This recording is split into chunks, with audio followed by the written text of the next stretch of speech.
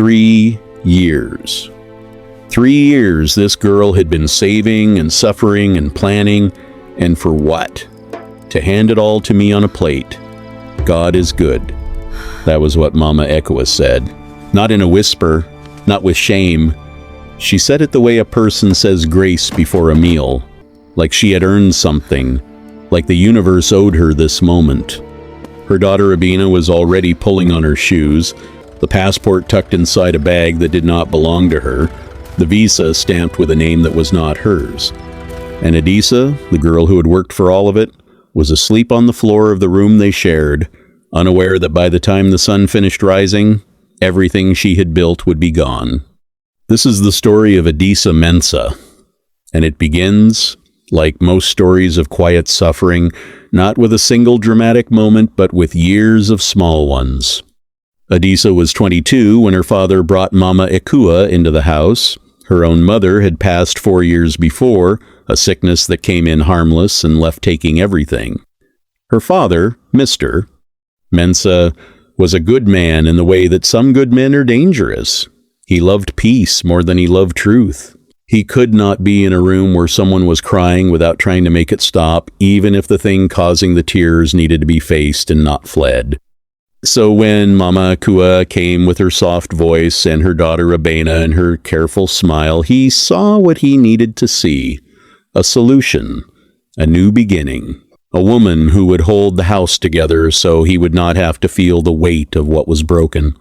What he did not see was what Adisa saw from the very first evening.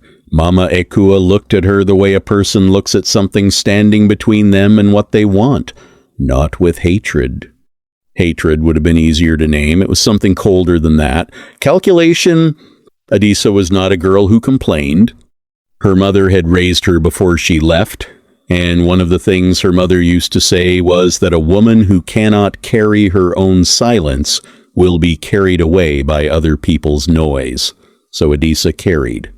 She woke before everyone and cooked. She cleaned what Abena dirtied. She smiled at the dinner table even when Mama Ekua served Abena the bigger portion without blinking.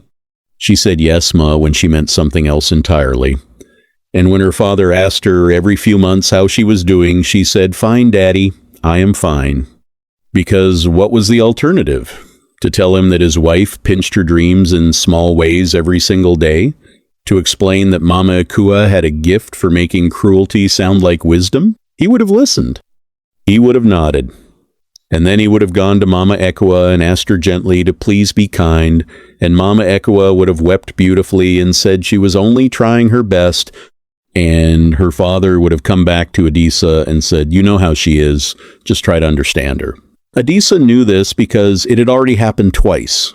So instead of speaking, she planned. The idea came to her after a conversation she overheard between two women at the market where she sold fabric on weekends. One of them had a sister abroad, in London, who had started with nothing and now sent money home every 3 months. Enough money to build, enough money to change a life. Adisa stood behind the bolt of green cloth she was holding and listened to everything. She asked questions carefully, the way you ask questions when you do not want anyone to know how hungry you are for the answer. And then she went home and she opened a separate account at a bank across town, one that Mama Ekua did not know about. She saved from her market earnings, from the small amounts her father gave her for transport, from the tailoring work she began taking on quietly in the evenings after everyone slept. She learned to eat less when money was tight. She learned to want less, at least on the outside. On the inside, she wanted everything. She wanted out. She wanted a life that was hers. It took her 3 years. 3 years of discipline so complete it had become its own kind of faith. She applied for the visa with the documents she had gathered piece by piece, paid for form by form. When the approval came, she held the letter for a long time, without moving. Then she folded it, put it in the tin she kept beneath the loose board under her bed, and said nothing to anyone. She had learned by then that joy announced too early becomes a target. She made the mistake only once. One night, tired and happy in a way she could not fully hide, she let something slip to Abena, Not the details, just enough. She said things are going to change soon for me, and Abena, who had always seemed too lazy to be dangerous, looked at her with an expression Adisa did not read correctly until it was too late. The night Mama Akua took the passport, Adisa had been given a small cup of tea that tasted slightly off. She thought nothing of it. She was tired. She slept. She slept so deeply that she did not hear the drawer open or the tin scrape against the floor or the door close softly behind two people who were already spending a future that did not belong to them. When she woke, the house was quiet in the specific way of a house that has been emptied of something important. She felt it before she checked. The tin was open, the passport was gone. The visa, the letter, the photograph she had gathered for the application, all of it, gone. On the floor near the door was a single sandal that Abena had left behind in the rush, and outside, somewhere, an engine was moving toward an airport. Adisa sat on the floor for a long time, not crying, past crying. She sat in the kind of stillness that comes after a person has been hit so hard that the body forgets for a moment what feelings are for. Then she got up, washed her face, and went to find her father. Mr. Mensah did not fully understand what had happened at first. When he did, he sat down very heavily in his chair and put his face in his hands. He was a man who had spent years avoiding conflict, and now the conflict had found him anyway and brought a bill he had not prepared for. He tried to call Mama Ekua. She did not answer. He tried again. Nothing. By afternoon, her line was going to voicemail, and her things were confirmed gone from every drawer and corner of the room they had shared. She had planned this. She had planned this for longer than one night. The authorities were not immediately helpful. A stolen passport was a complicated matter. The visa was already used. Rebuilding the documentation would take time. The people at the embassy were not unkind, but they were slow. And slow, for a girl with nothing left to wait with, felt like its own kind of cruelty. But Adisa had learned something in those 3 years of quiet saving. She had learned that despair is a room with no furniture. You can sit in it, or you can walk out. She chose to walk. She went back to the fabric market. She went back to the tailoring. She spoke to a woman from her church who had a contact in the city, a woman who ran a small business and needed someone disciplined and reliable. Adisa showed up for the interview in the only good dress she still owned, and she answered every question in the careful, considered way of someone who had spent years thinking before speaking. She got the position. She started the following Monday. A year passed, then another. She did not stop rebuilding. She did not allow herself the luxury of bitterness because she had seen what bitterness did to women who carried it too long.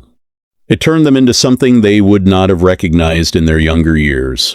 She grieved what was taken, and she moved. The letter came on a Thursday morning, 2 years and 4 months after the night of the stolen passport. It came from an organization she had applied to during a moment of uncertain hope, a program that supported young women in business from West Africa, offering mentorship and a placement opportunity in their UK office. She had applied not believing she would be selected. She had applied because doing nothing felt worse than trying. She had been selected. The visa this time was organized by the program itself. The documents, the flights, the accommodation for the first month, all arranged. She packed a single bag. She said goodbye to her father, who held her hands for a long time without speaking. She did not know if he fully understood what his choices had cost her, but she saw something in his eyes that looked like a man reckoning with himself, and she decided that was enough for now.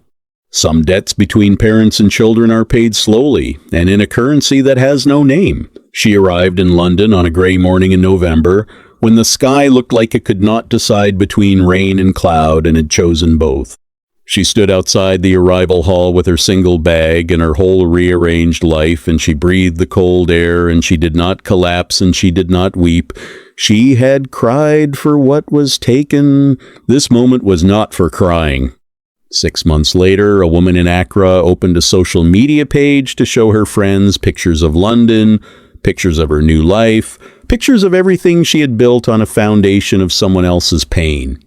What she did not expect when she posted those pictures was for someone from the program Adisa was now part of to recognize the name, to ask questions, for the questions to find their way to people who had the authority to ask more questions. The visa fraud investigation that followed was not loud. These things rarely are, but they are thorough